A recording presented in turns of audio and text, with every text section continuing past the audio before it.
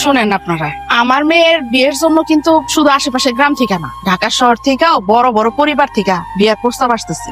আমি রাজি হইতেছি না, কারণ আমি চাই আমার মেয়ের বিয়ে আমার আশেপাশেই কোথাও হোক, কারণ আমার একটা মাত্র মেয়ে। আমি তারে দূরে কোথাও বিয়ে শাদী দিব না। এখন কথা হইলো গিয়া, আমি সাদেক বাবাজিরে কথা দিচ্ছি যে আমার মেয়ের বিয়ে তার সাথেই হবে। আমার কথার কোনো লড়চড় হবে না, কিন্তু আমার কিছু শর্ত আছে। আমরা তো আপনার সব শর্ততে রাজি আছি, বলেন আপনার কি কি শর্ত আছে? জি, পাপিয়ারে পাওয়ার জন্য আপনার সব শর্ত আমি মেনে নেব। বলেন আপনার কি কি শর্ত? মোরল বাড়ির সম্পত্তি ভাগ হবে 2 ভাগে। 1 ভাগ সাদেক বাবাজির, আর 1 ভাগ হচ্ছে আমার মেয়ে পাপিয়ার।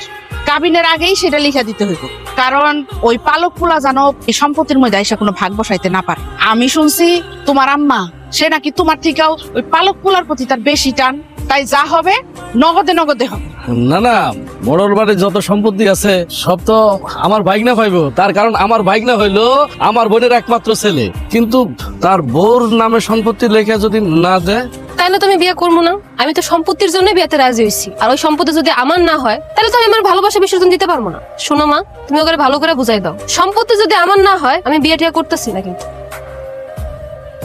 আসলে বিয়ান সাহেব, আপনি বোঝার চেষ্টা করেন, বিয়েটা আগে হয়ে যাক, হয়ে গেলে এরপর আমরা মনে করেন সম্পত্তি। শুনেন ভাই সাহেব, আপনি আমার কিছু বুঝাইতে আসেন না। আমার মেয়ে যা বইলা গেছে একদম ঠিক কথা বলে গেছে। এখন আমরা যেভাবে কথা বলছি এইভাবে যদি হয় তাহলে আমরা বিয়েতে রাজি আছি, আর তা না হলে আপনারা দেখেন চিন্তা ভাবনা করে কি করবেন। শাশুড়ি আম্মা, আপনার এই বিষয়টা আমি যে করে হোক মারে বোঝানোর চেষ্টা করুন এবং তার রাজিও করাম। আপনি এখন বিয়ের দিন ঠিক করেন। আগে তুমি সবকিছু ব্যবস্থা করো, বিয়ের ডেট তো পরেও ফাইনাল করা যাইব।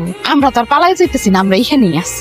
আচ্ছা ঠিক আছে বিয়ান সাহেব, তাহলে আমরা এখন উঠি, আমরা সবকিছু ব্যবস্থা করে আপনারা জানাবো না। হ্যাঁ জি, আসি। আসসালামু আলাইকুম। মারে, তুই একদম ঠিক কথা বলছিস। ওরা দেখবি এখন ঠিকই তোর নামে সব সম্পত্তি লিখা দিবি, তারপরে বিয়ে করতে আসবো। আমি তোমার মাইয়া না, এতটুকু না বুঝলে কি হইব? মা, তবে কি আমি ভেবে নিব তুমি আমার চেয়ে মানিককে বেশি ভালোবাসো? মানিক চলে যাওয়ার পর থেকে তুমি খাওয়া দাওয়া সব বন্ধ করে দিছো, শুধু সারাক্ষণ কান্নাকাটি করছো। আমার বিয়ের কথাবার্তা চলছে, আজকে তোমার সেখানে যাওয়ার কথা ছিল কিন্তু তুমি যাও নাই, আর তুমি মানিকের জন্য এখানে দাঁড়িয়ে দাঁড়িয়ে শুধু কাঁদতেছো। এটা ঠিক না মা। আরে বাবা রে, কথা আছে না, পালা জিনিসের জ্বালা বেশি। সেই ছোটবেলা থেকে আরে কোলো পিঠে করে মানুষ করছে, তার জন্য তো একটু খারাপ লাগবেই। আরে খারাপ লাগার কি আছে এখানে? সে বড় হয়েছে, তার বড় করা হয়েছে, সে তার আপন ঠিকানা যাবে, তার বাবার কাছে যাবে, এটা স্বাভাবিক। এমন অবস্থা মা শুরু করছে মনে হচ্ছে সে মরে গেছে গা। আরে সে তো তোমার অরিজিনাল ছেলে না, সে তোমার পালক পুত্র। বেশি বাইরে গেছিস, এত বাড়া ঠিক না। আপা তুমি এটা কি করলা? তুমি কাজটা মোটেও ঠিক করো না।